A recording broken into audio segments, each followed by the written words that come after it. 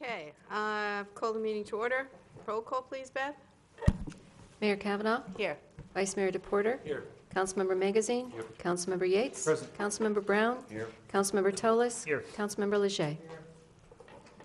All right, thank you. And we are here for discussion with possible direction to staff regarding the 2017 Fountain Hills Strategic Plan. Grady, get us started. Yes, thank you, Mayor. Just some introductory remarks before we get into this. You recall that back in December, the council had a consensus and directed staff to get together with the SPAC chair and SPAC to make some tweaks or changes to the strategic plan as proposed. I think there were some concerns about just perhaps more formatting than anything else, not really content.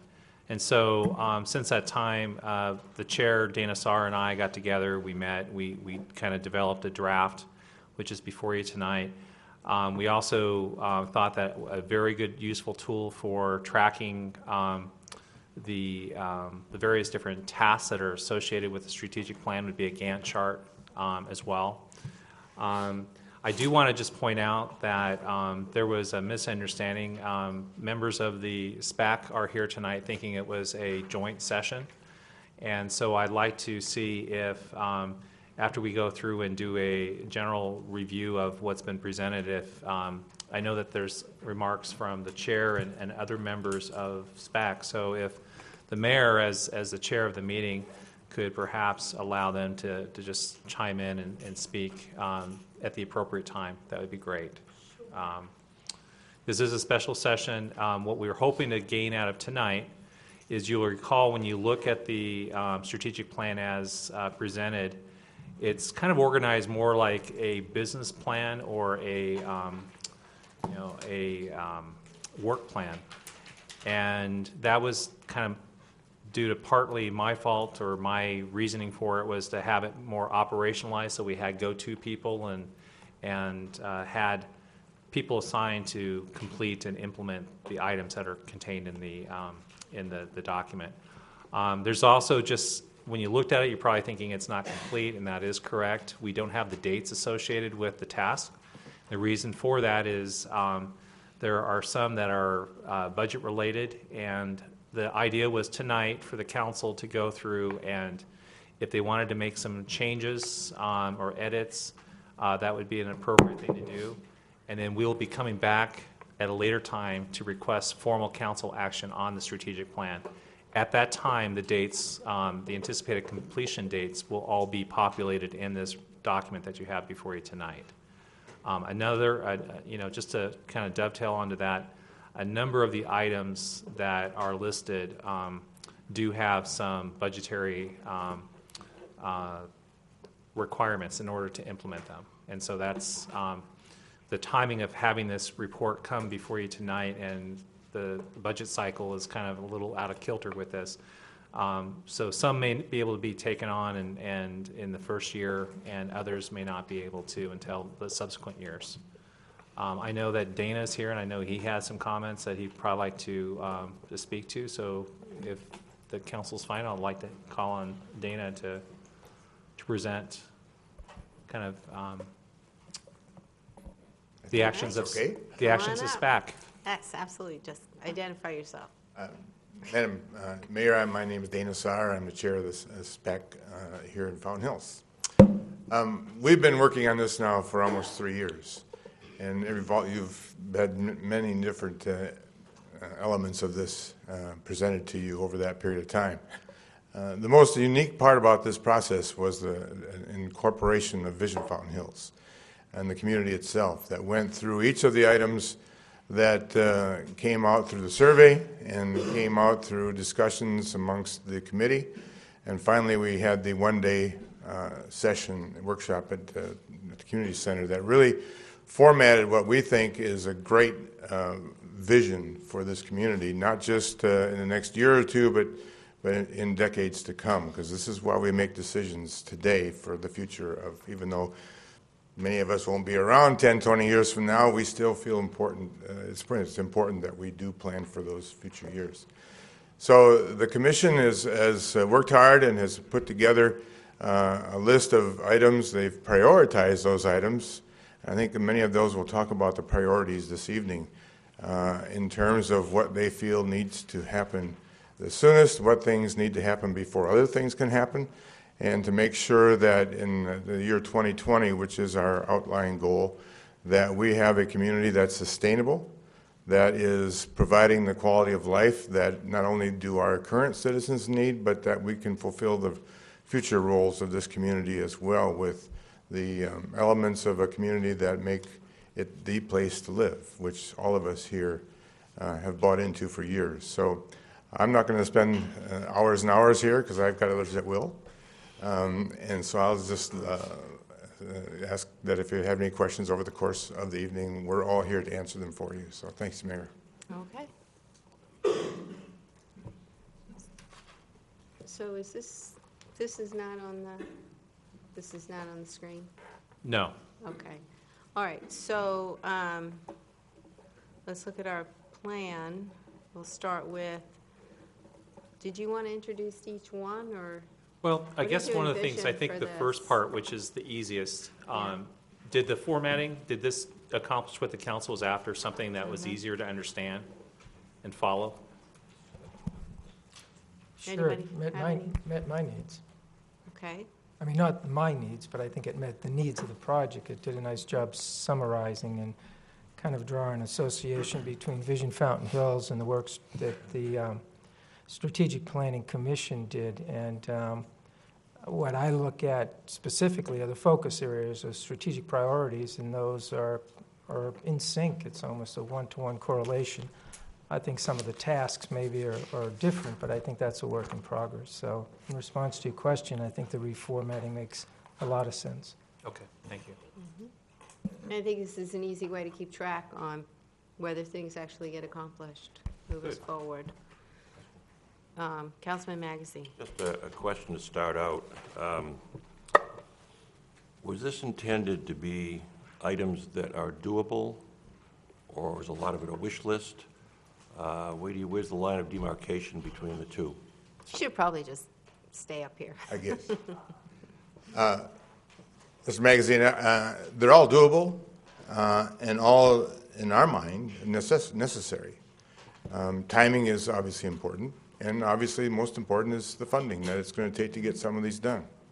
So when we say we're prioritizing them, they're all a priority. We just know that some are more highly prioritized than others.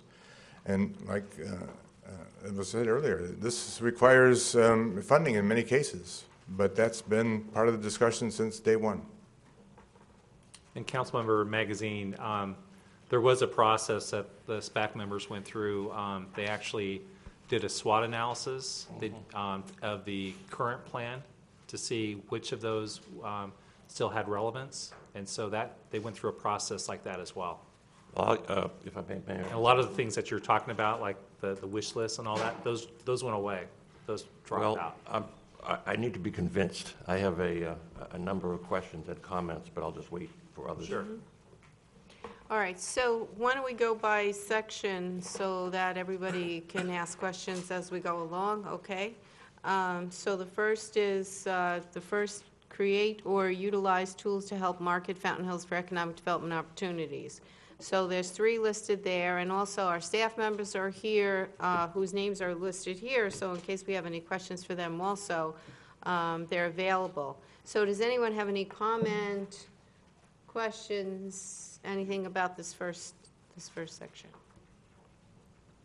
Okay, yes, Councilman Magazine. Talking about the entire goal. No, just that first tasks, develop a community, Okay. just those 3. No, okay. Okay, then, Mayor, just so that the audience knows, this is one of 5 major priorities. This is economic development. right. And those are the 3 major activities within that we identified. Okay, so we're all in agreement on it, those 3, okay? All right, the next section, increase population and residential densities to sustain existing and future commercial businesses in town. Councilman Magazine. Yeah, Dana, This is something that I addressed more than a year ago, which was the possibility of contacting owners of particularly vacant land to see whether or not they'd be willing to consider what in some cases could be a downzoning, which, as we know, is not legal because it would be confiscatory unless they agree to it. You mentioned commercial, but I was also interested in residential. I mean, for example, if you have an area that's zoned for single family, it may very well be that we want to see if we can put multifamily in a place like that. You want to expand it all on that? Well, it goes to a larger point. We know that we have a number of undeveloped areas infill right now. The school district owns 3. There are some others as well. And there's also the 2 sections of recently annexed properties to the north of us. If the goal is not to necessarily rezone, but that is a process that it's going to take to get higher density, to get more people in town. More importantly, we want to make sure that we have a demographic that's acceptable to the community. And one of the things that came out of the Vision Fountain Hills process was the need for a balanced demographic. We've been growing older, and I think the community wants to not necessarily prevent that from happening. We want all generations to be here, but we don't want to leave out the ability to draw families in here. It helps our school district. It helps the value of our homes, quite frankly. So the rezoning of undeveloped land to upgrade, to make them more dense, if you will, whether it's taking one of the school district's property is up on Aspen. That's currently zoned R135. The area around it's R110.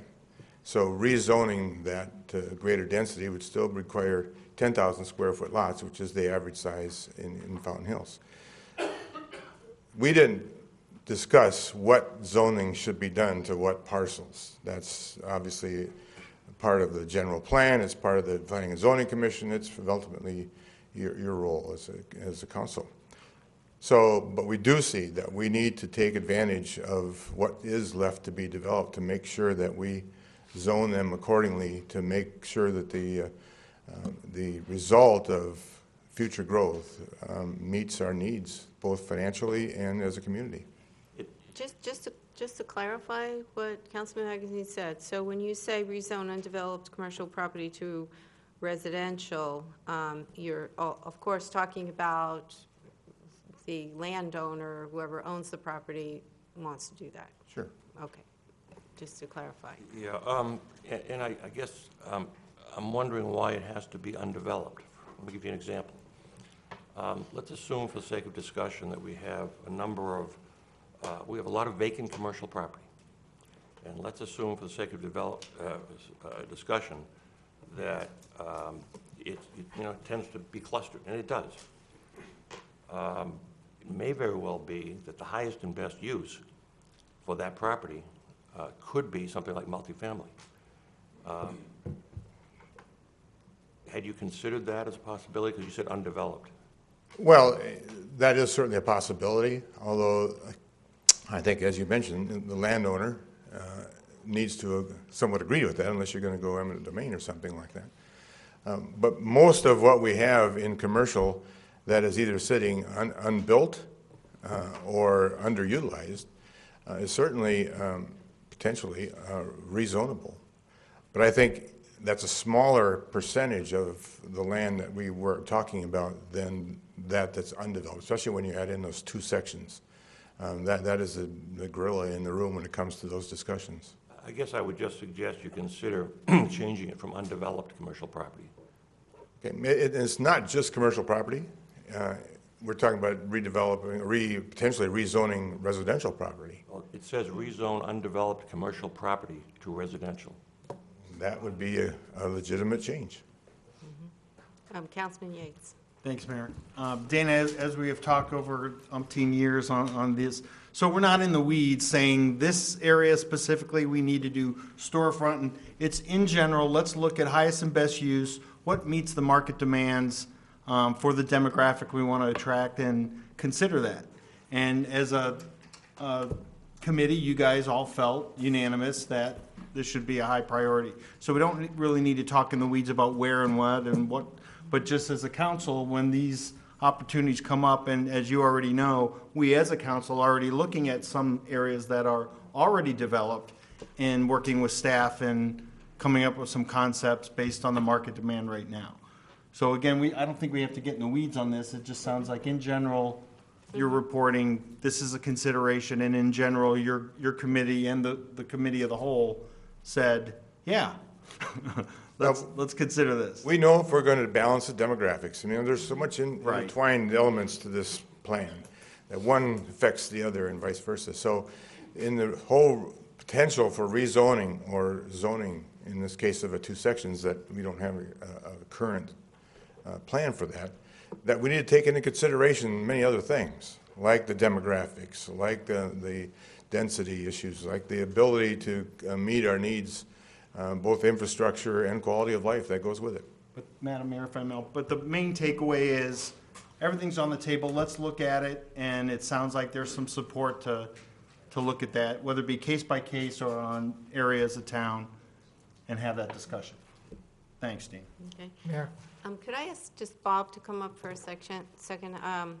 We had discussed something earlier, and to this section, I know that we had discussed many times allowing residential over commercial, and that's not actually a rezone, but could you explain how that could be done? Yeah, well, right now, the commercial districts allow for residential and commercial by special use permit.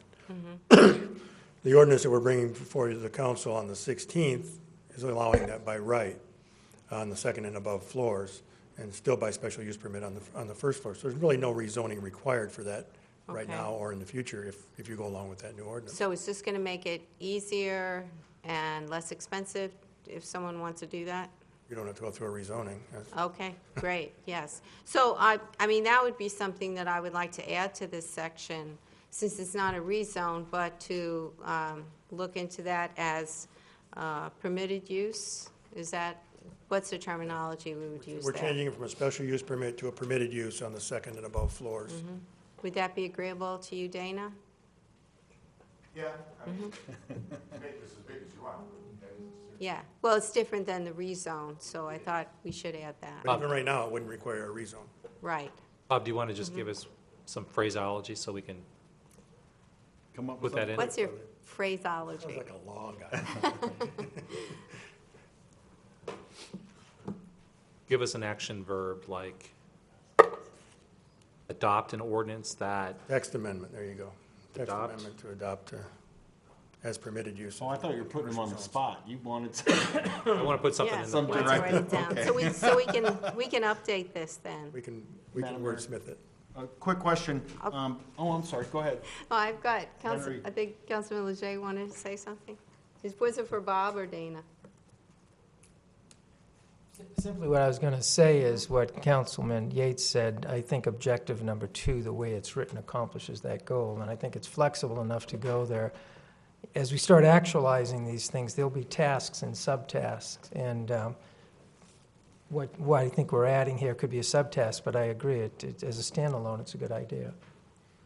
Do you have something further, Councilman Yates? I was just going to ask, some of the municipalities that I work in that we're talking about artisan communities and live-work units, and typically they fall under this category anyway. An apartment of some sort is above, and then the retail or some sort of workspace is below, loft of that matter. But it's semantics. I think we can incorporate that and have that discussion when the opportunities come up. Good?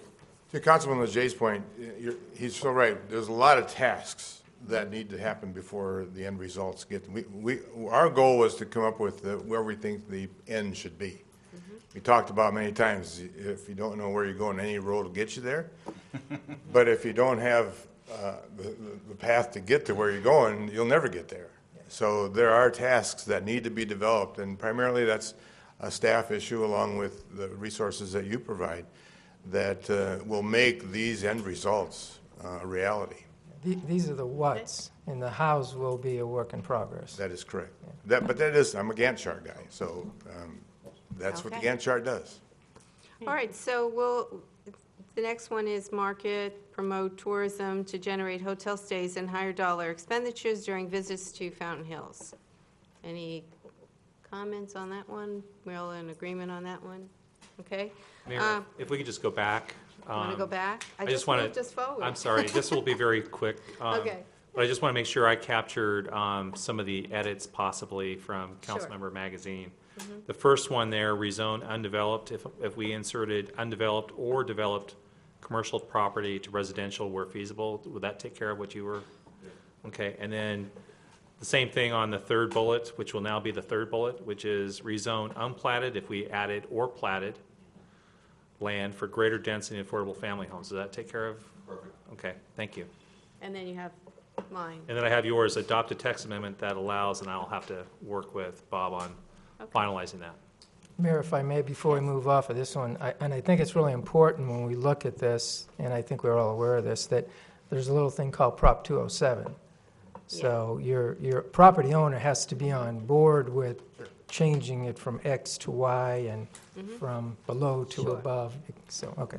Sure, Thank you. as Councilman Magazine clarified that. Councilman Tellis. You know, I just wanted to be on record as well that I really feel that this council has already shown to be proactive in trying to address this particular goal in your vision plan. Specifically, last week, we met with the school district, and we had a joint session with the school board. And while we are not all on record as to what we would vote per se, but we did, I believe, move to encourage them to look at the land that they currently own, to evaluate it and determine what the highest and best use would be for density, for families that would be able to move to Fountain Hills.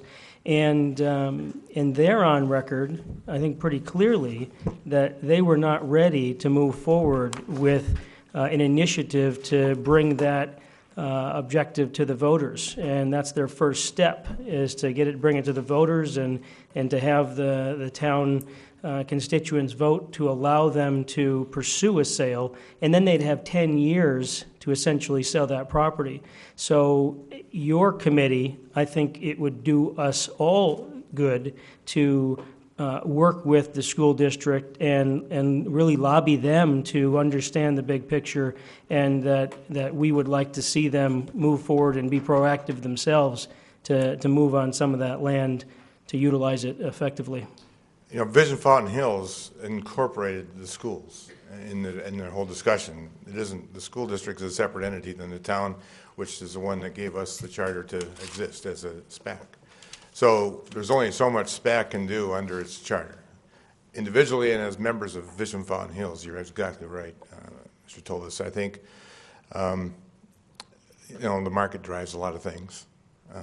And I think I was on the school board for a lot of years, and we had that land all that time, and we talked about it numerous times as to whether or not it was time to sell it and put it into the development process.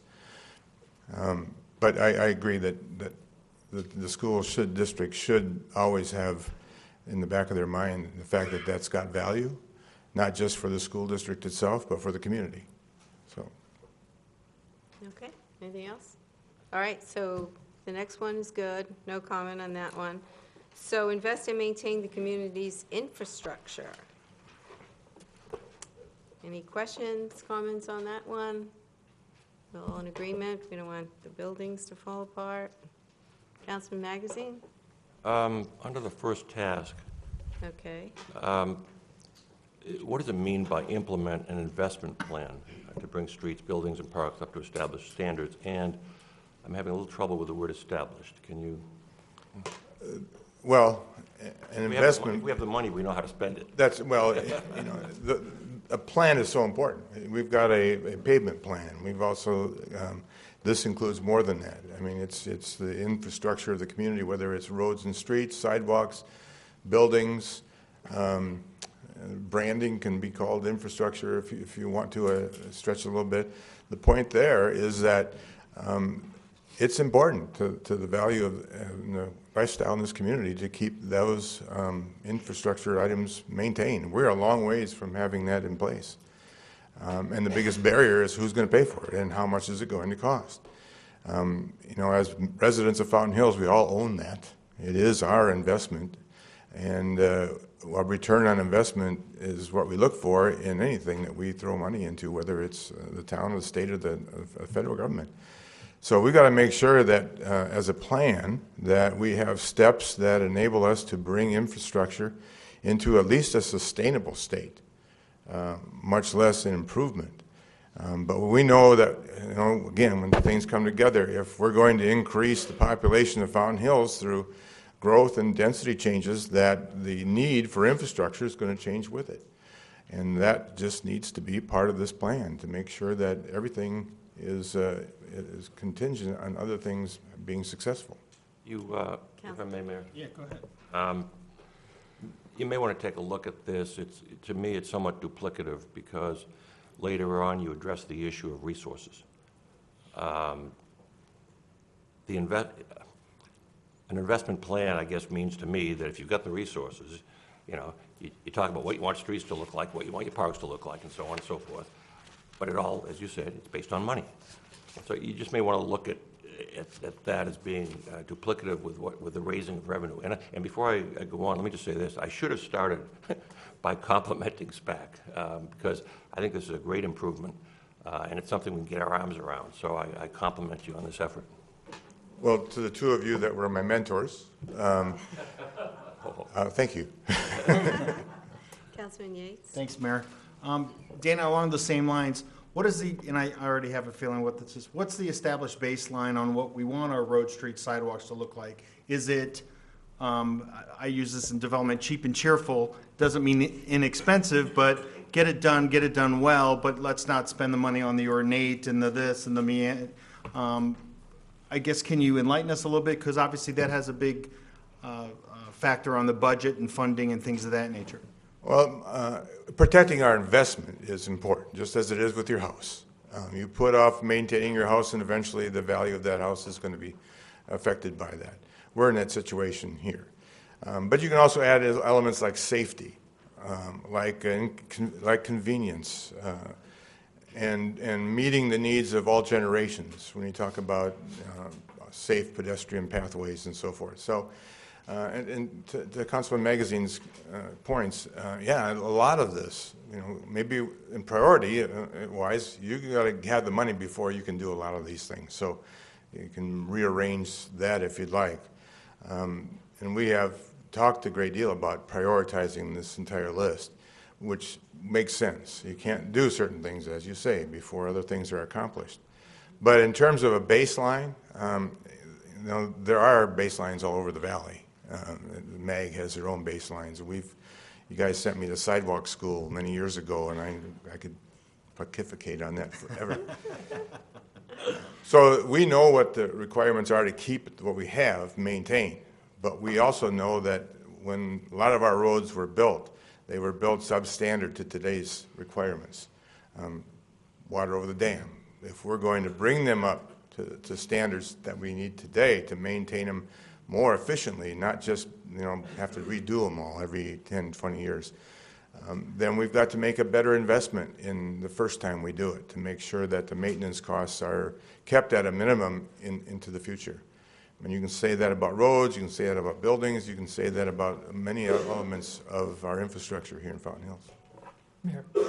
If I one follow-up. So it sounds like functionality and quality of the work is more important, I shouldn't say more important, not spend so much money on frills per se. It doesn't mean that if we can value engineer and add some things to it, but the value is more in the safety and security, like you said. It's not a wish list. This plan does not contain a lot of nice things. It contains really the elements of keeping our quality of life consistent. Thanks, Dave. Thanks, Mayor. Councilman Leger? What was that, Councilman Yates? Cheap and cheerful? Cheap and cheerful. I haven't heard that before. I would imagine that what you're asking for is to standards, basically to engineering standards, whatever those are. Building, as Dana mentioned, building and safety codes. Just an observation, just trying to understand this and going to Councilman Magazine's concern. The word investment, I think and correct me if I'm wrong in terms of the intention here, isn't part of this first a cost analysis?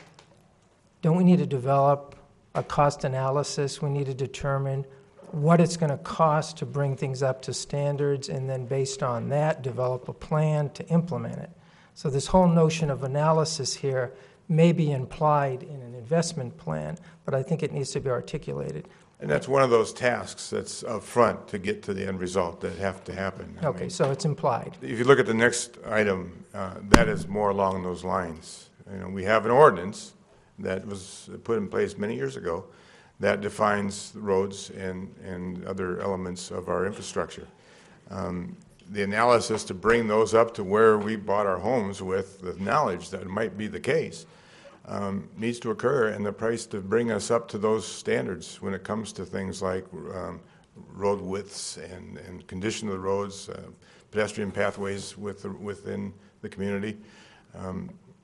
That standard exists in our ordinance. Yes, I understand that. I'm just trying to get the intent of what these words are talking about in terms of, I think cost analysis is a significant aspect of that. And although you don't mention, as you did a few minutes ago, you know, the lake and the sidewalks, that's really all inclusive in this item. It's all part of our community investment. Thank you. And our asset. Councilman Tullis? Yes, thank you, Mayor. I want to make a couple of points. Number one, in this analysis of the needs and then lead responsibility, I find it interesting that we're identifying staff as to whose responsibility it is, when really I think it should be Grady, essentially, in every single category, and then give him the autonomy to determine who is going to be implementing these responsibilities. Specifically, I look at this one here, and it talks about the investment plan to bring streets, buildings, parks, and establish standards. And in the beginning of December, one of our meetings, we had discussed the roads and the infrastructure and some of the challenges with the zone management style versus more of a spot process. And Paul Mood, I believe we had asked town staff to direct Paul Mood to reach out to some of the local experts that we may have in our community and determine whether we can establish a subcommittee kind of task force to establish some direction for that. So I would just say that Grady really is the lead on everything in this regard. If I could just jump in on that, Councilmember, you're absolutely right. In fact, I was trying to kill two birds with one stone. I'm the one who inserted all these names here because. There you go. So you're right. You're very astute and right on top of things. And so I was trying to not only help get this reformatted, but I knew the next step was going to be implementation. And so I wanted to identify all the people that would be the appropriate staff people to help implement this plan. So you're right on. With a follow-up with that, and just making the point that I think this council has already been proactive with a lot of these initiatives. Maybe we can ask staff to report back as to where Paul Mood is with that Sure, we we had can do asked. that. Okay. Okay. Therein lies the Gantt chart. Just And before it hits Facebook, we're not killing any birds, right? Oh, you're right. Anything else on this item? All right, let's move on to promote environmentally friendly, is that the one we're on? Yeah, vehicles through town infrastructure. My first question is, how is this going to work? well, you know, the future is in front of us, obviously. I don't see the need for charging stations in every street corner here now. But I will say that that's an upcoming thing. I mean, we have charging stations on every one of our campuses because the need is there. But as the need for those grow, I think we need to have the infrastructure thought ahead of the game so that when it comes to the need for it, that we can easily make that happen as opposed to having to dig up everything and put it back again. It's just forward thinking. I'm not saying we put them in today. First of all, that's a I'm private just wondering enterprise. who's paying for it. Well, it's a private enterprise. Yeah, I know they have that at some of the grocery stores, and It's just paid for by the, company puts them in, and then people get a card with their credit cards, and that's how they pay. that's right. It's just like a gas station, only Yeah. it requires an electrical hookup. Mayor, if I may, Councilman I Yates? just finished a full research project with Tesla. And Tesla is beyond the cutting edge, and their new car that's coming out this year, as a matter of fact, the Model C, and I'm not a commercial for Tesla at all, but it is now $34,000 base price, which is the average price, and their charge will go up to 300 miles per charge. So this is not 10, 20 years, this is like 3 to 5 years. And Tesla, for one, they'll put it in themselves, and if you do buy a Tesla, now I sound like a commercial, all your charging is paid for. They pay for all of it. But right now, I was recently put on GPEC, and I had a great meeting with Chris Camacho, and right now they are literally test marketing the taxi drone. A drone comes in, picks you up, and takes you wherever you want to go. Obviously, there's lots of things that go on. This is not futuristic. This is not Johnny Sacco. This is right here. So I applaud. You know, this isn't a political issue either. This is the reality of these are things that are coming right now, and private companies pay for it. We just have to allow for it to be at some place. I'm not a big fan, per se, of Uber or Lyft or any one of them, but the Uberization of development right now is going widespread. Uberization. Uberization. You do not need the same kind of, it's like Kleenex and Xerox. You do not need parking lots like we once did. And so now you need drive-ins and drive-outs and things like that. The self-driving car is not decades away. This is short-term. It sounds futuristic, but the technology is exponential what's going on. So I applaud you for even bringing that up, but this is definitely something that periodically you got to throw in there for grins. Well, the future is what we're here to make a plan for. And so if you don't think about these things, now it would take a military Huey to get some of us off the ground. Right. So we get but some those things- futuristic investors to put this in. What's exciting, I'm sorry if I may, on the development side is if you don't need all this additional parking, you now have more opportunity for parks and buildings and Oh, yeah. stores and apartments, so it's neat. On the East Coast right now, just some FYI, they're wondering how they can redevelop these big parking garages because they have these huge structures that no one's using, and so they're looking for adaptive reuse. I'm sorry. Drones. It's like happening an right aerial now. thing You can that go pick you up, Google or- Google the drone. It's a riot. Yeah, there's infrastructure issues. I mean, when we use more and more electrical in the automotive and transportation industry, we've got a power grid problem. Not so much here in Fountain Hills, but certainly in the state. So thinking ahead, not just of what we want to see, but how we get there, and making sure that when we do get there, it's not a major issue. It may be a barrier that we can't easily cross. We want to get rid of as many barriers to the future growth of this town, whether it's in infrastructure, whether it's in parks and recreation, as we possibly can today, so that we don't encounter those barriers any more than is needed in the future. Okay. Can we go on? No? Councilman Magazine? Yeah, I'm really not interested in the $34,000 Tesla. I think I have an order in for the $160,000 Tesla, and I'm going to pay for it with the pay that we get as council people. The raise you're getting, or the bonus? It's a right. You can buy a picture of a Tesla. Picture of a Tesla. I can't afford the picture of the frame. I do have a comment, though, a more serious comment. I was a little surprised to see this. It just seems so specific. And then I look at the title, and it says, promote environmentally friendly vehicles through town infrastructure.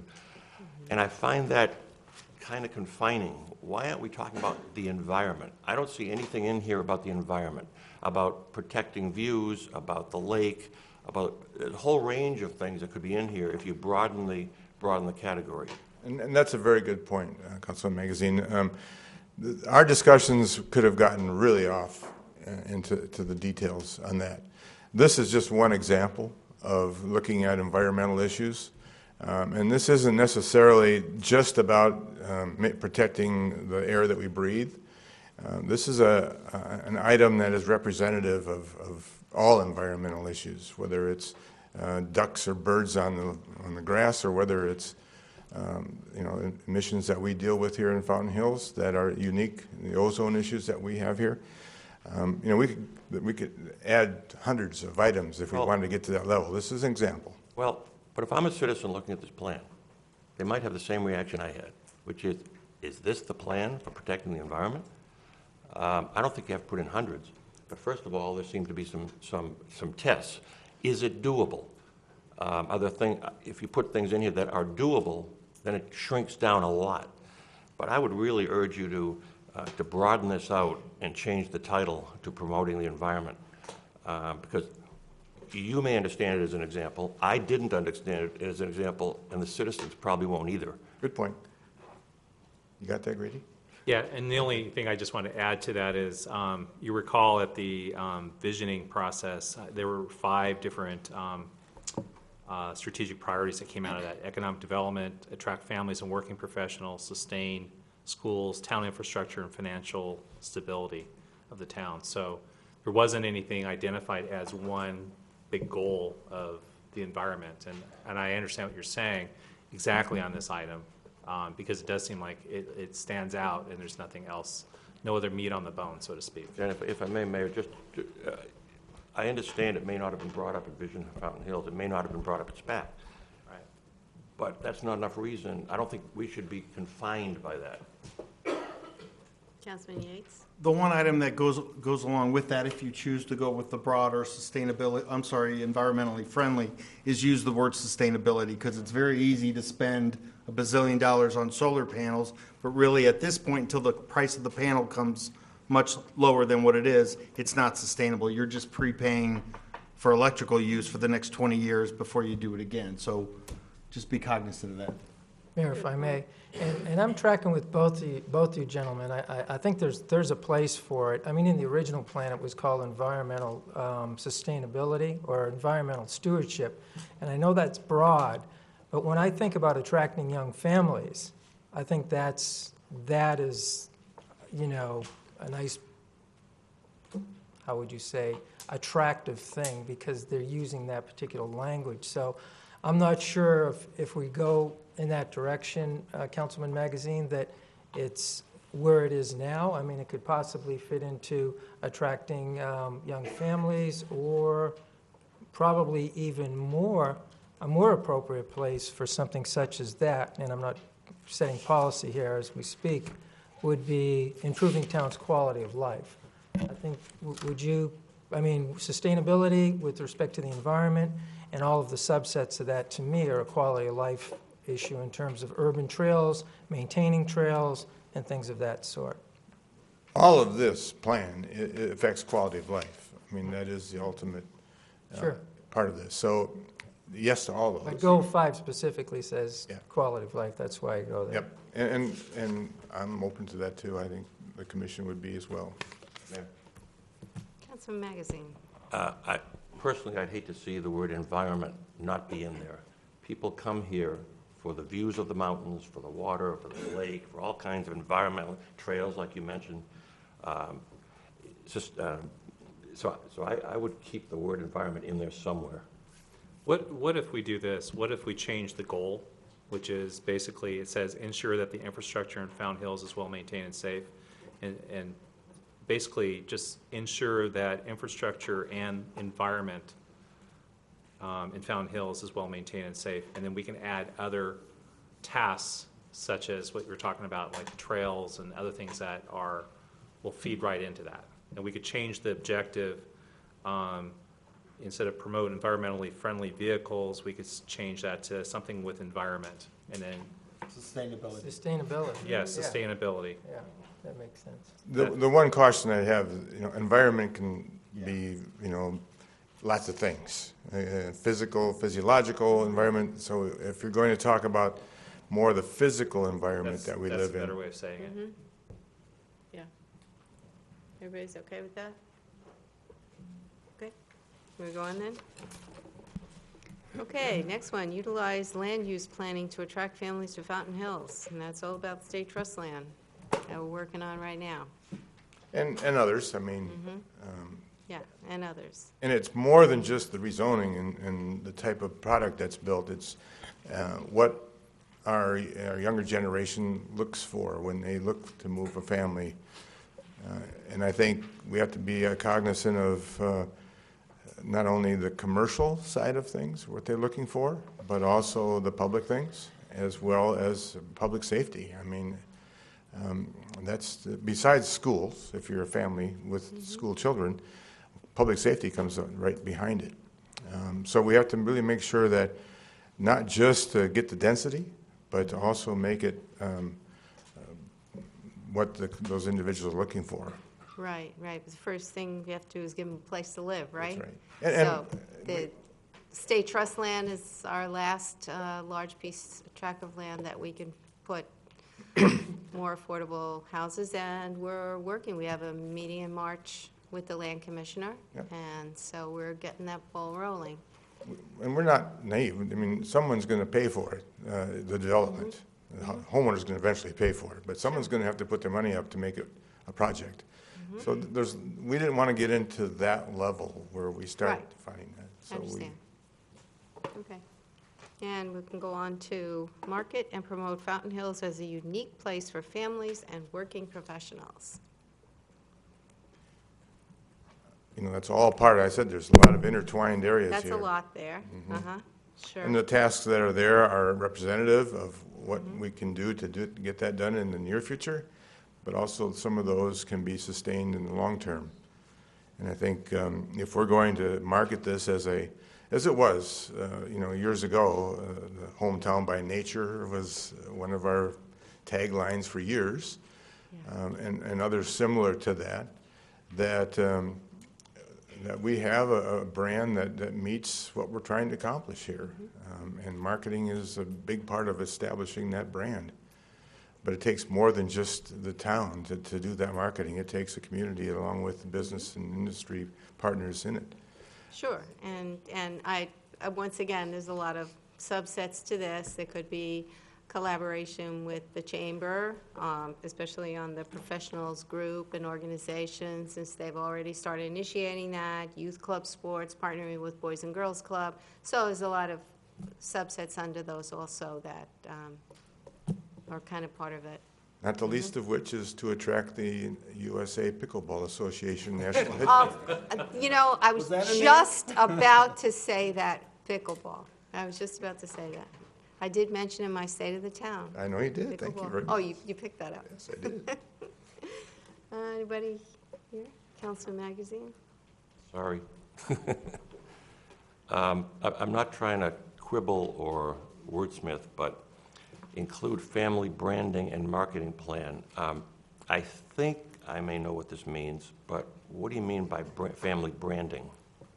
Much what I've said. I mean, we have to make sure that when we make our bullet list of things that are good about Fountain Hills, that we make sure that we are working toward that balanced demographic, that it's not just we have a senior center or that we have a lake but we also have very family-friendly activities and a safe community.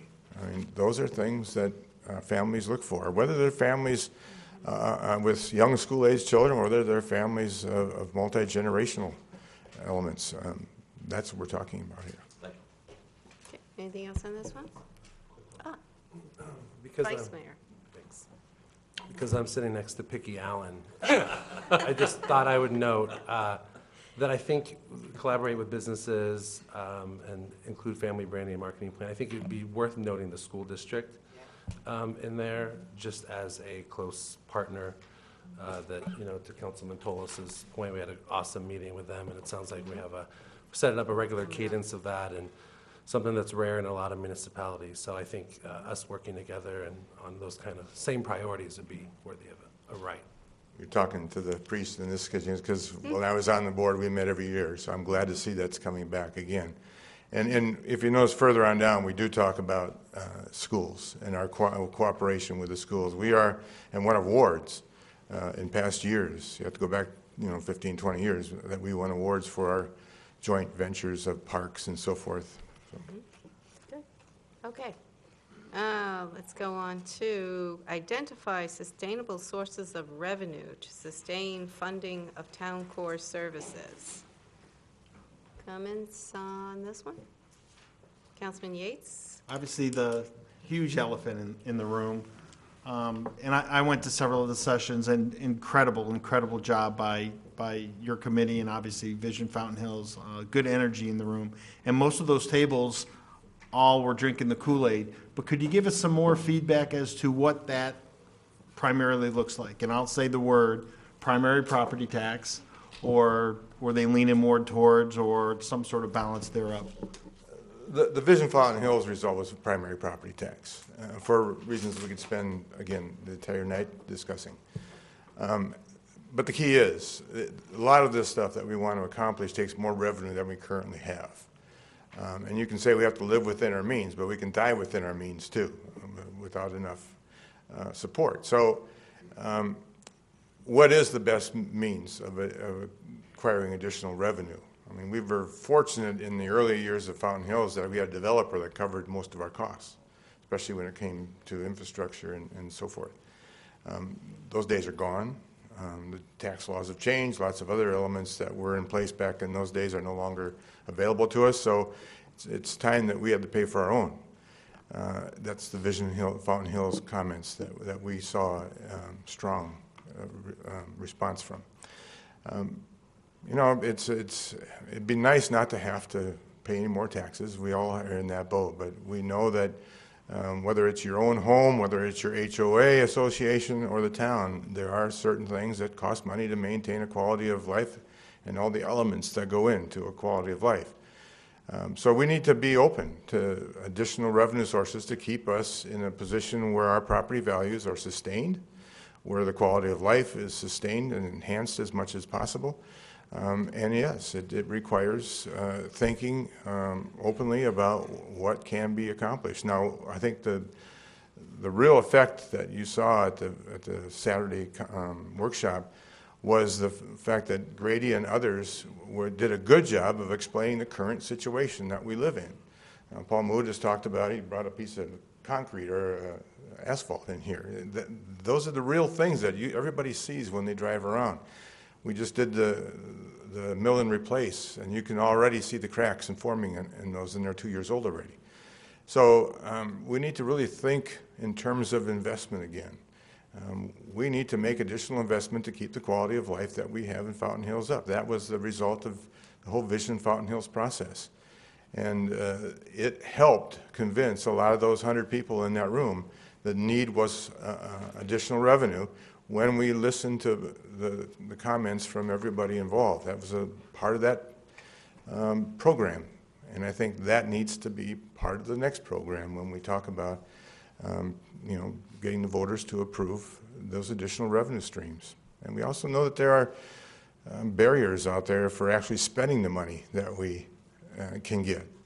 So it's a complicated thing. That's why we didn't get into real specifics. We just identified the need for additional revenue. Vision Fountain Hills is very adamant, as are members of the commission, that for reasons that you've discussed for months now, the primary property tax seems to be the best source of that, to be fair for everybody, to make sure that what you say you were going to spend that money on in your advertisements for the bond or for the tax are held in place. And that is why we elect competent people in your position. So it is up to you as a council to ask the community to make that decision for us.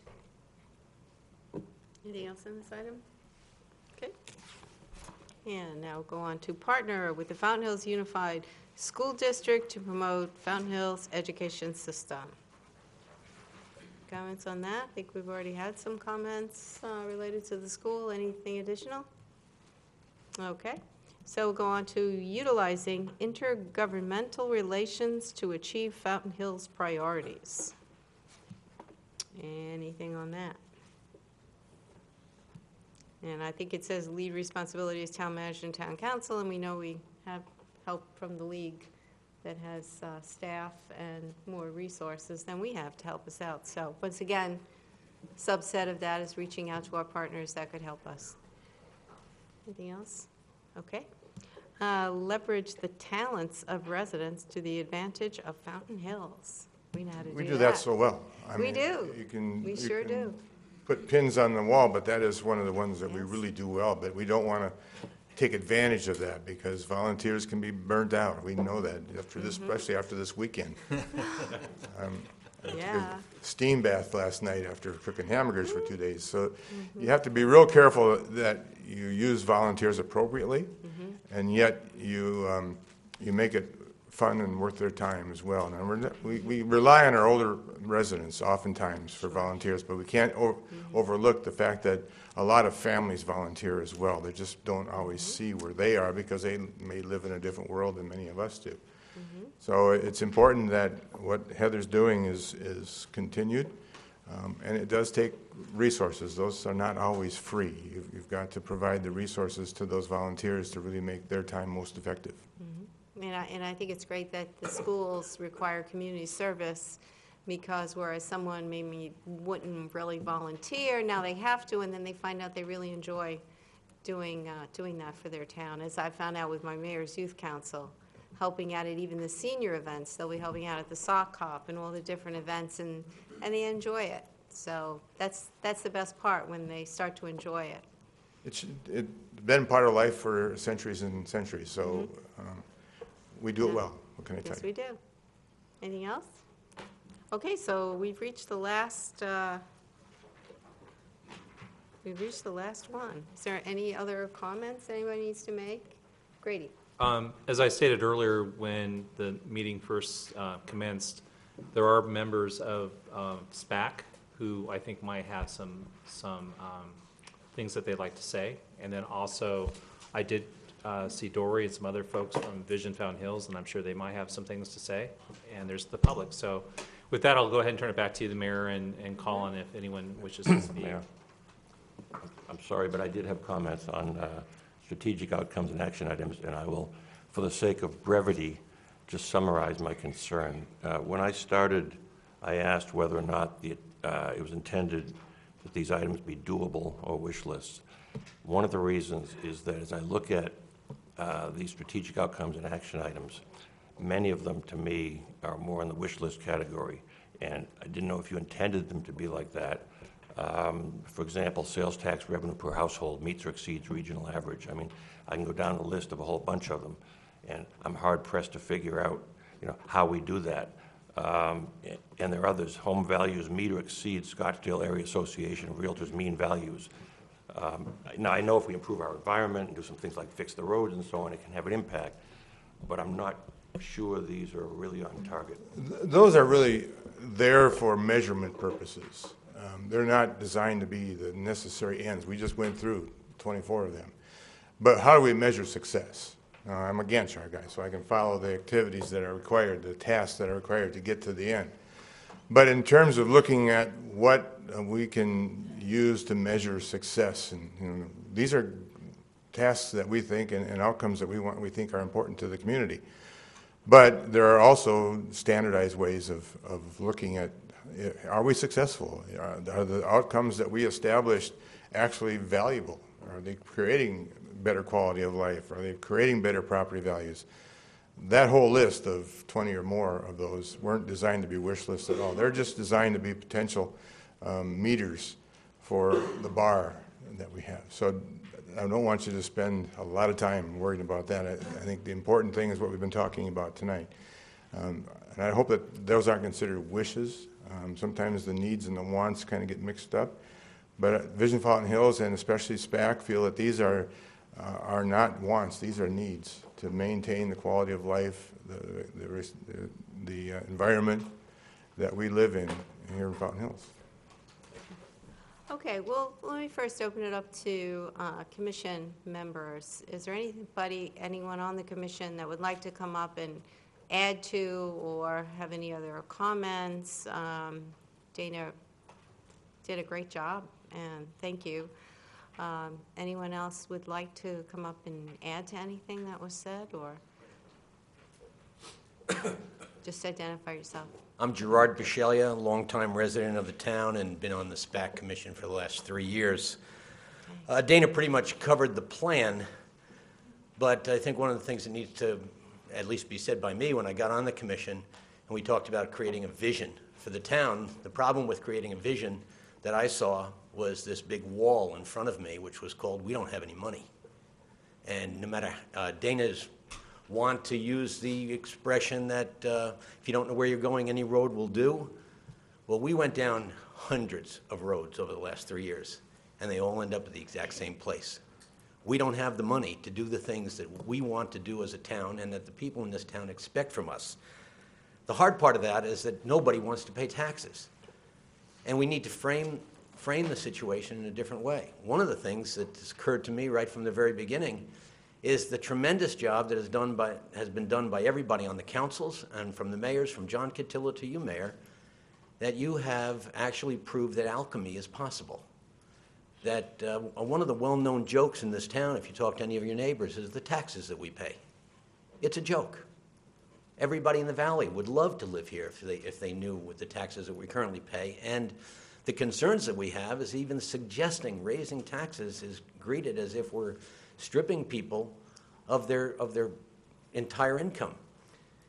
We could reach the level that we need to get to for the cost of 1 cup of coffee at Starbucks on a daily basis for the people in this town.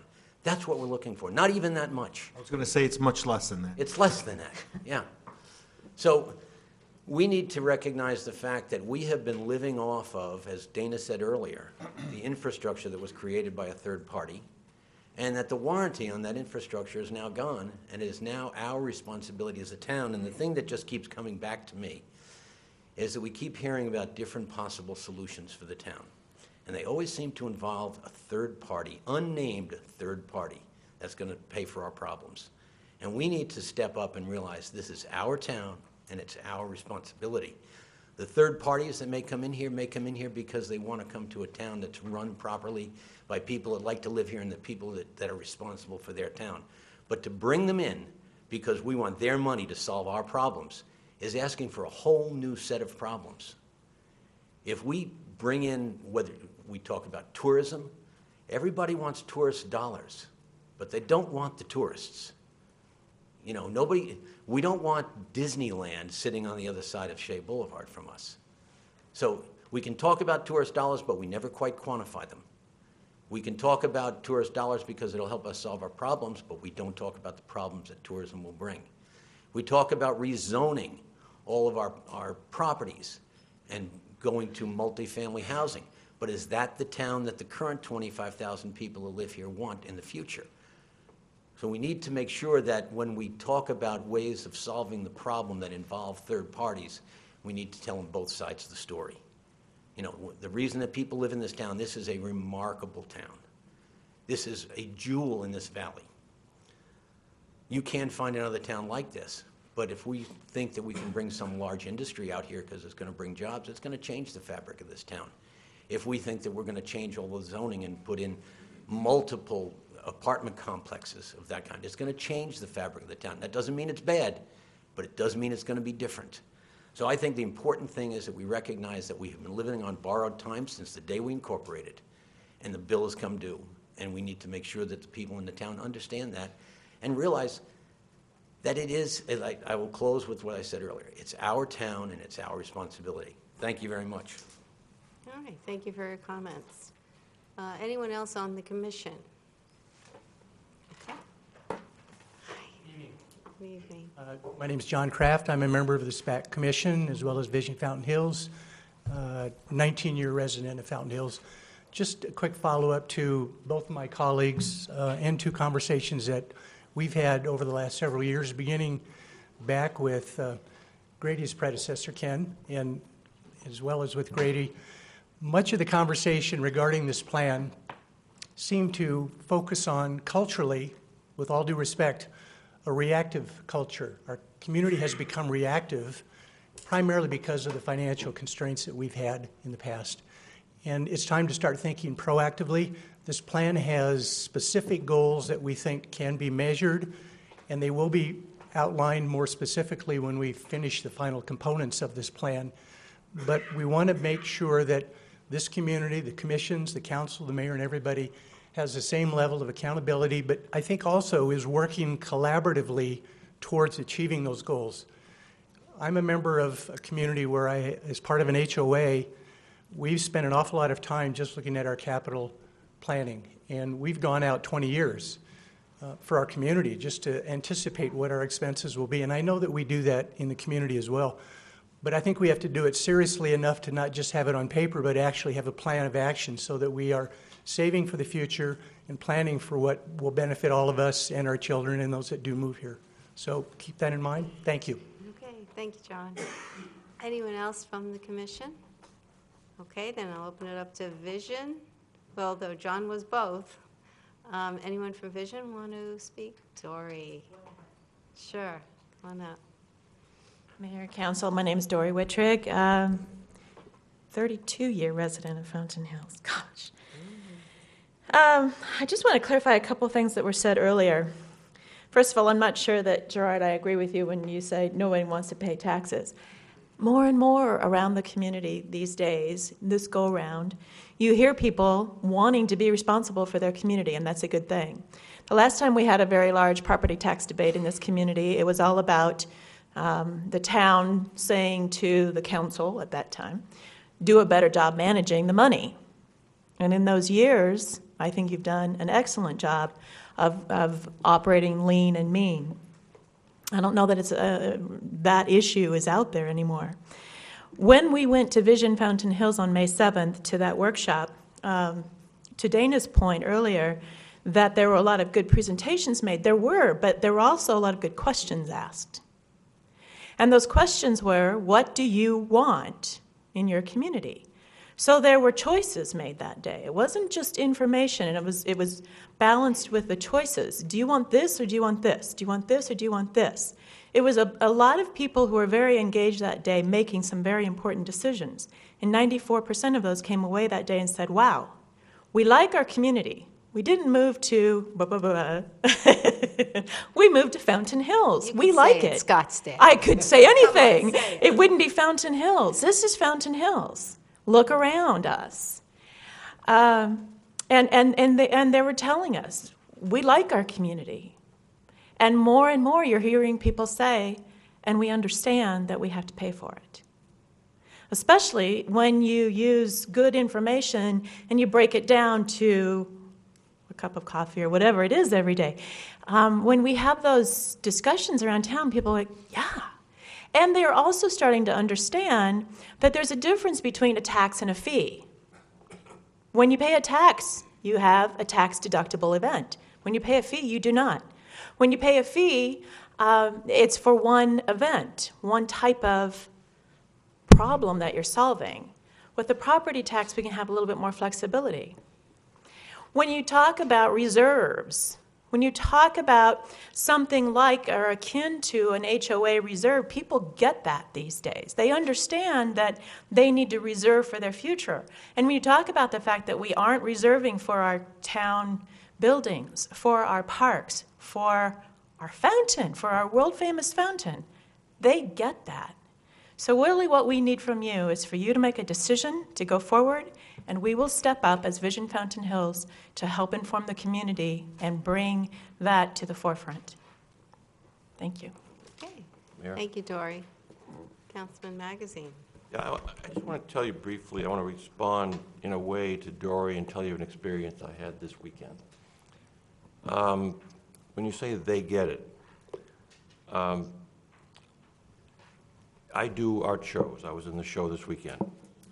And I had a gentleman walk in, and he recognized me, and the very first thing out of his mouth was, I don't want a property tax. And so I literally spent 20 minutes with him, citing chapter and verse. And he said, yeah, but what about this? And what about that? And what about this? And what about that?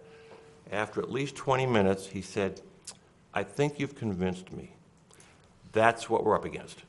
That's exactly what we're up against. That we have hundreds and thousands of people out there who do not understand the situation. Yes, there are many that do, and many more than before, in all likelihood. But as I've often said, when you get home, look out your window. Look up and down your street at your neighbors, and tell me how many of them understand the situation. Tell me how many of them are going to pull the lever in favor of what they will see as a duplicative another property tax. I'm not saying it can't be done. I hope it can be done, but it's going to take a hell of a lot of work. Mayor, if I may, I have a story to tell as well. So today I was hiking, and I came across a gentleman, and he says, "Oh, you look familiar. You're on town council. I watch Channel 11 all the time." And I said, "Well, I'm not sure you should be spending all your time watching Channel 11."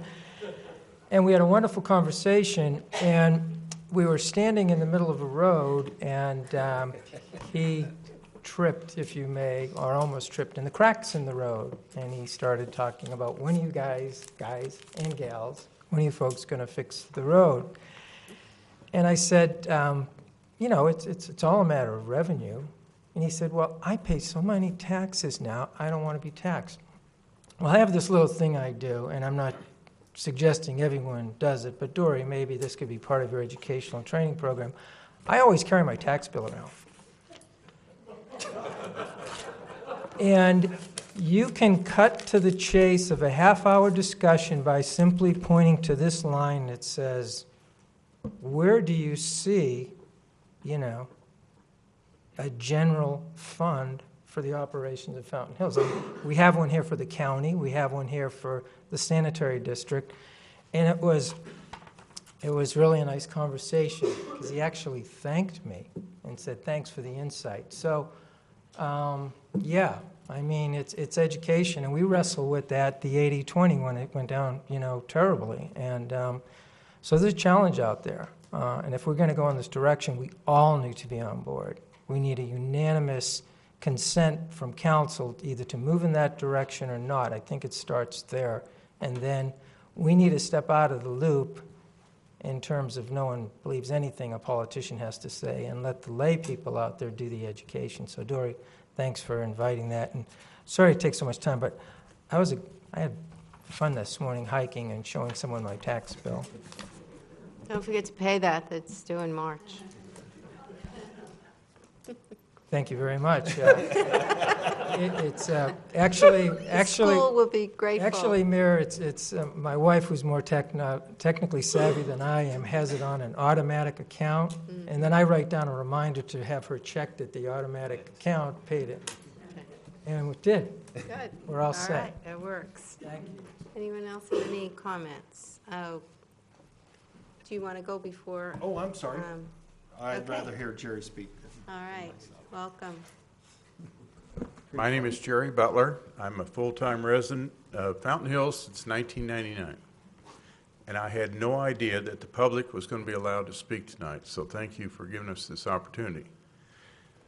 One of the things I'd like to do is to go back to the document that you were looking at this evening and say, well, let's go back to 2005 when the first strategic plan was created.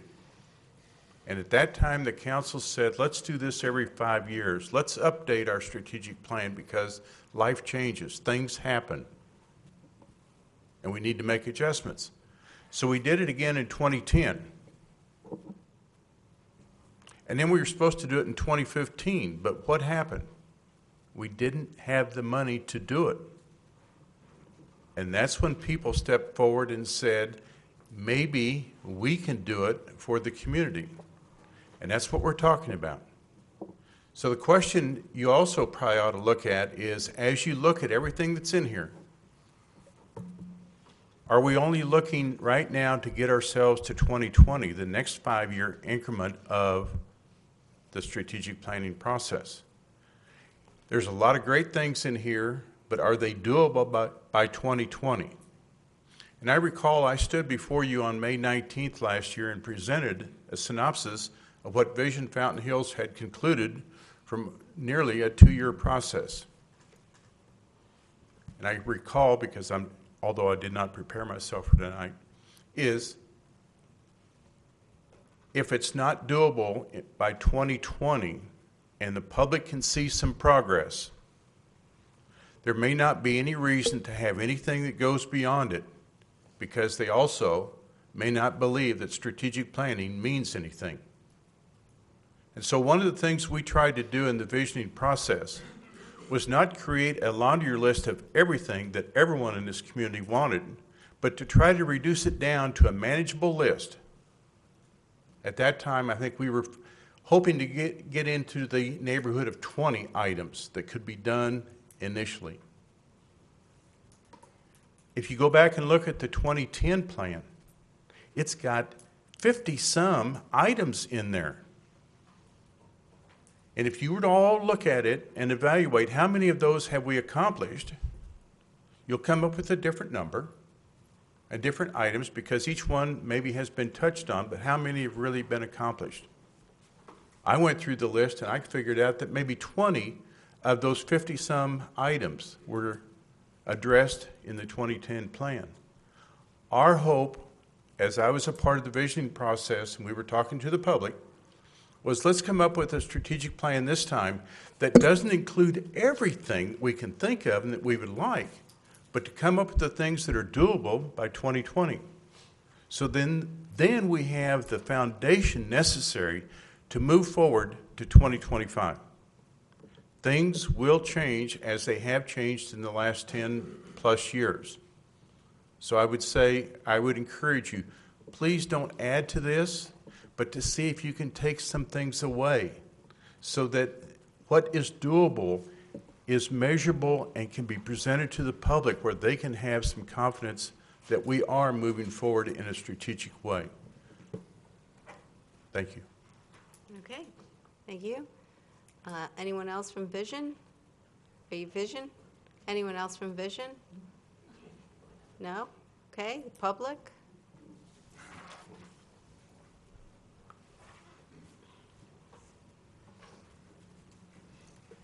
Thanks, Ginny Dickey, been here since '83. I wanted to ask about that 2010. It started out with a vision statement with 4 bullet points, and I wondered if, you don't have to answer this now, of course, but does this new iteration have an actual vision? You know, for example, this one said, be stewards of this unique enclave, champion diversity of experiences, be economically sustainable, be civic-minded. Those are just like bullets. So I wondered if there was anything that would be sort of on a par with a vision statement.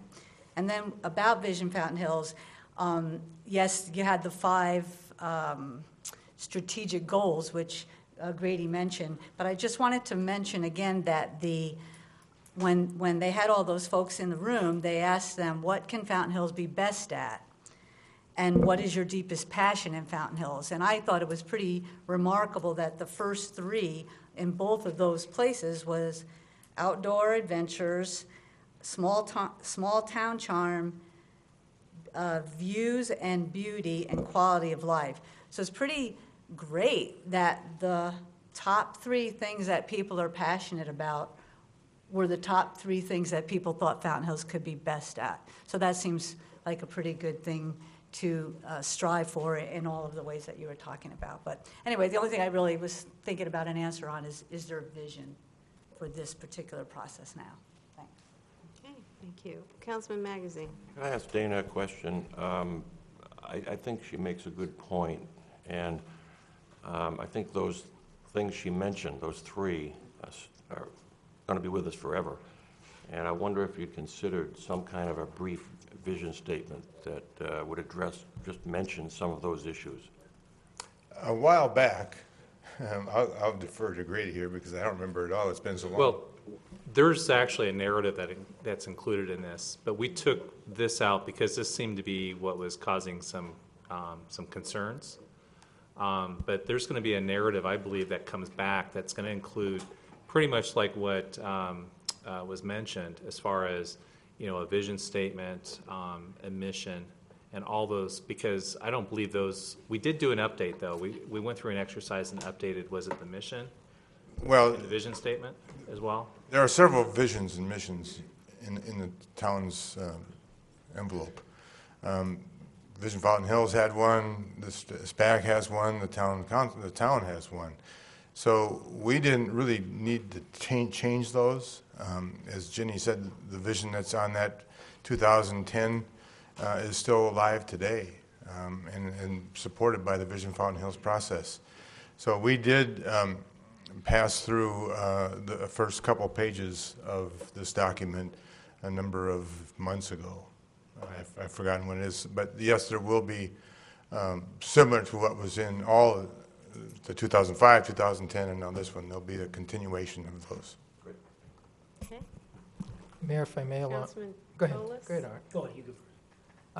Along those lines, we do have a very nice mission statement in our annual budget, and it includes a lot of the components that have been in every strategic plan going forward. So this is a nice kind of stepping stone, and it has the same type of verbiage that y'all have had. And yeah, page 132. Yeah. Councilman Tolis? Thank you. This form here, it's on our desk. I don't see it in the computer. Is that for a reason? Is this going to be something that, as we move forward on this, that we're acting on? Councilmember Tullis, I included this tonight because there was a request from Councilmember Leger, because he remembered that Mr. Butler had presented this previously, I believe in December. I know that the SPAC also reviewed this at their last meeting in January. And so this was, I had a question as to how did the strategic plan that SPAC finalized in draft form compare to this? And so this was distributed tonight so that there could be some comparisons drawn. Okay, so first of all, I want to congratulate your Vision Fountain Hills and everything you've done. We're all passionate about this community. I think we all live here because we love this community, and of course, we all want it to thrive, okay? So let me start by saying that. I think that I guess I have a lot of questions in regards to these numbers as to priorities. I'm assuming that that's what these numbers are. You have numbers from looks like from 1 to 20 as to what would appear to me to be numbered, correct me if I'm wrong, is that in a priority? As in, this is the most important things that we feel this council should be looking at, and this is the order. Is that fair to say? Well, priority and order are two different things in this case. Priorities means if you take top to bottom, those are the things that really need to happen before other things can happen. Yes, they are prioritized. In terms of, does that mean that's the order we should do them? That's not necessarily the case. It just means that if you're going to spend 10 minutes, the first 5 minutes should be on those top priorities. Okay. So with that being said, can I ask a few questions for them? Okay. Of course. So a couple of things. So number one, increased revenues, and I see on the action plan, primary property tax, and the implementation date would be May of 2016, which essentially means you're looking for the council truly, if we adopt this, to move forward with voting to put this to the residents and to have it as a ballot initiative by May of 2018, correct? Yes, to answer your question real quickly. So now I'm just going through this and living within the reality of where we are right now and how the revenues are generated for this community, specifically and the most with the sales tax revenues. Okay? So your numbers here, I see your number 20, utilize local talent. Your economic development is all in the teens. Highlight school strengths is number 18, which one of our number one objectives has been, at least from my perspective, is to have diversification in our community and to attract families. So with the way we are structured now, the sales tax revenues are really important. So economic development and bringing more people in here and bringing tourism into the community and more dollars for spending. I guess I don't understand why there's these economic development is not one of the top. You know, you have increased revenues. Number 2, invest more in the fountain. I guess with the invest more in the fountain, I would question whether your committee looked at the possibility of municipal park bond improvement bonds that what are we going to improve? You know, what are we going to do to that? And what was the thinking behind having number 2, invest in the fountain?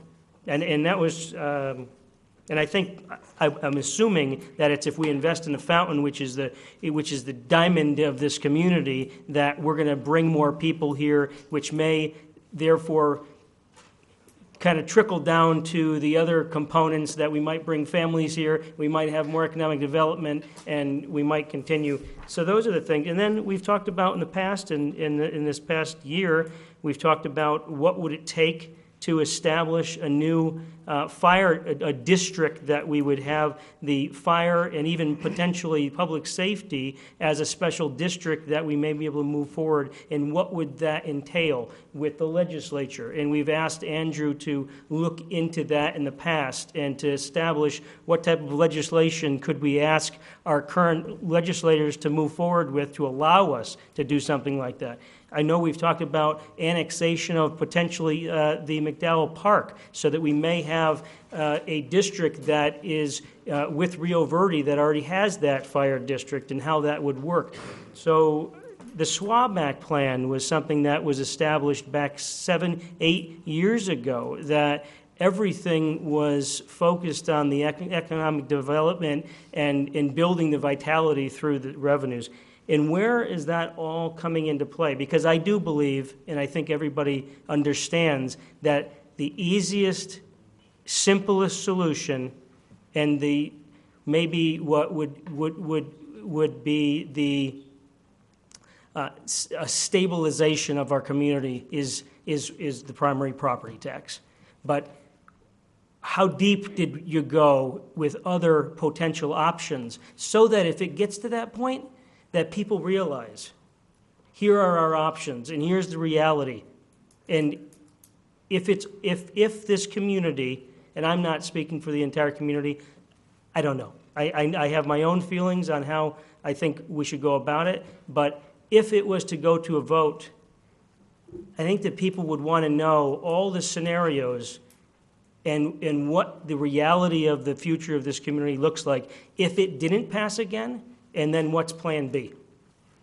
Good points. Okay, I think Grady wanted to Yeah, I just want to comment. clarify, there's a misconception. Even though this thing says strategic plan, this was what Mr. Butler presented to the SPAC, and he could probably come up and speak to these priorities, because that was actually, the priorities came out of the visioning process that took place.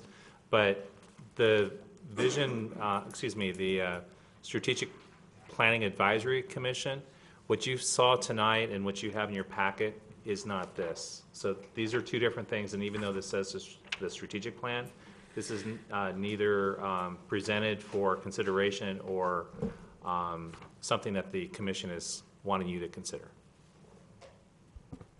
To follow up, though, Councilman Tolis, the other possibilities of raising the additional revenue are certainly viable, but in proportion to our needs, sales tax would require quadrupling the sales in Fountain Hills to get us anywhere close to our needs when it comes to it. So $24 million of sales tax revenues? Because right now we're roughly 8. So you're saying it would have to be 24 million a year to sustain? No, we're not that much, but in order to get that kind of additional sales tax revenue, the number of, the amount of sales that were required would be way more than we've ever anticipated for Fountain Hills. Growth is going to take care of some of that, I get that, but the rules have changed, and they may change again in this legislature as to who gets that sales tax. When it comes to fees and so forth, our needs are large enough that you're really talking a small percentage of the possibilities that a general tax would give us. So what we said in our original presentation was that we want to look at all possibilities for raising the revenue that's needed to bring our city into the quality of life we're looking for. But we have to be realistic that not all of those, we can't spend the rest of our lives figuring that out either, because things change. We know that through the Vision Fountain Hills process that the need is now. Whether we can put this together by 2018 is a question, because lots of other things affect it, other things that might be on the ballot, whether it's elections of individuals or whether it's other bonds and overrides. But we have to understand that the needs are there. These are not anticipated needs in the future. These have been in place for a long time. So if we continue to move or kick the can down the road, whatever terms we want to use here, we're not going to solve the problem. That's why Vision Fountain Hills and SPAC have pretty much looked at it all and realized that the primary property tax is something that will give us the ability to take advantage of growth. Right now, as Mr. Leger said, we don't have a line item for growth in revenue except through additional sales tax, and that just doesn't cut it. But when we have a property tax, a primary or secondary in that case, we do have the ability to take care of growth, whether it's in residential housing, whether it's in the new Avenue of the Fountains construction. That's something that will help us, and we have to take that growth of property values into consideration on a good thing. But we can't rely on other elements that really don't get us to the end result that we're looking for. And I will defer to my friend Jerry here. If this is the document that you're looking at, I need to explain. It was a working document. I created it. It means nothing except it was a way for me to communicate at one of the Strategic Planning Advisory Commission meetings. So it's just me. All the numbers along the left side was an idea of saying, if we were to prioritize these, how would you go about doing it? So I've been through the life of prioritizing things in my profession. It's easy to find number 1. It may be easy to find number 20 if there are 20 numbers to choose from. When you work in between, it becomes a little bit more difficult to decide what's number 2 and what's 19, etc. Basically, the numbers that went up the left side were results from those that participated in the Vision Fountain Hills workshop. These were the items that were most important to them when the workshop was concluded. Down the left side, right next to the numbers, are all of the items that came out of the visioning workshop. This is what the public said. Then if you look across the top, there was a question raised a little while ago about what's the mission or the vision for the strategic plan. The mission listed across the top of this worksheet is hanging right outside this door. It's the town's mission statement. It's not mine, it's ours. It's what the community agreed to. And in it, if you will look over here, it also talks about the financial and natural resources. That may also address environmental. So all I did on this worksheet was to say, how do these strategic initiatives or priorities that were established during the visioning process, how do they address the town's mission? It was just my idea to get a conversation going with SPAC. So please don't put any more into it than what you see. It was a working document to create conversation. And hopefully it's going to create some conversation. Thank you. I think it has. Yeah. All right, thank you for clarifying that. I could see where it was a little confusing. Should have said Jerry's plan at top. But you're right, and thank you. Do you have any Mayor, further? Mayor, if I may, I'll take responsibility for creating the confusion. Prior to the meeting, I talked to Grady, and I said, I want to make sure that the strategic planning, strategic priorities are in sync with Vision Fountain Hills priorities. I think I had mentioned, that was the first thing I mentioned this evening. And that was the purpose of Grady putting this in front of us, so we could say economic development, Vision Fountain Hills economic development. And I think I stated earlier, what's very impressive is that we ended up with strategic priorities that 1, 2, 3, 4, they were the same 5 strategic priorities. So I'll take responsibility for any confusion that created. Any other comments? Okay, so is there anyone else in the public that wants to speak? All right, So on behalf of the council, I want to thank Dana, of course, for the great presentation, for answering all of our questions. Okay. You survived. And of course, thank you to the commission for showing up today and for giving us your comments. We appreciate that. Thank you to Vision for also commenting and for being here today, because all of us working together is the only way that any of this is going to get done. So we do appreciate all your time. So if there is nothing else, then I will. Just quickly, I'll just go over next steps. We received some great direction from you. Originally, we were hoping that you would take action on this tonight, at least in terms of concept, but I think it's very clear there's consensus here. So next steps are we're going to put together the dates and put the dates of when things should be completed, and we'll go ahead and edit and add those edited items that were requested. And then you'll see this coming back at a future date after SPAC has had a chance to review it one more time. And we'll give you a complete strategic plan that includes the vision statement, the mission statement, and the narrative that you typically see in a document. And we'll bring that back for your official action. Okay, Councilman Tullis? Can we ask staff to move forward with some research at this stage? Absolutely.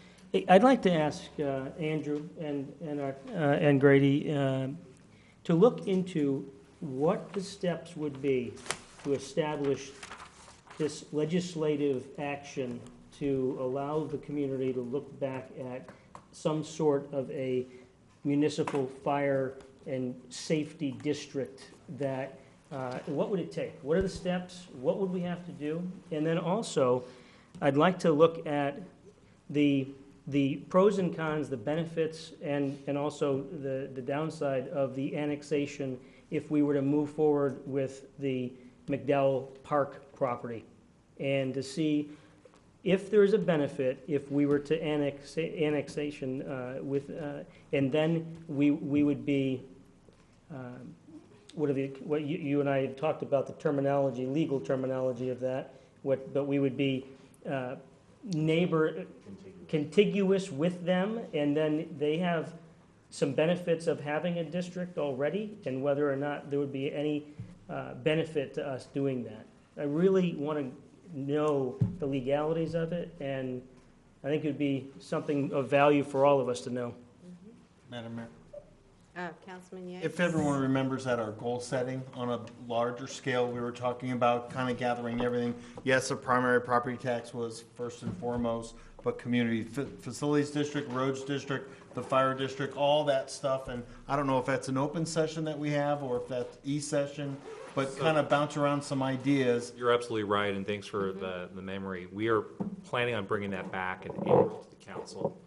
And there may be a need for some legal advice that might require e-session on perhaps property tax or something like that. But certainly, any actions would be taken at a full session. And we're looking at a special session just to deal with this on its own. Just to gather the information of And options. that will be presented. the You also asked for a legalities. 10-year budget that looked at all the things that we had been deferring, so that we have a really good idea as to what our budget should be over the next 10 years. A realistic budget, correct. Okay, so And what we'll get back Councilman to- Tullis has requested. We'll get back to of Mr. staff. or Councilmember Tullis on the annexation issue then separately. Okay, anything else? If not, motion to adjourn. So moved. Second? All in favor? Aye. Any opposed?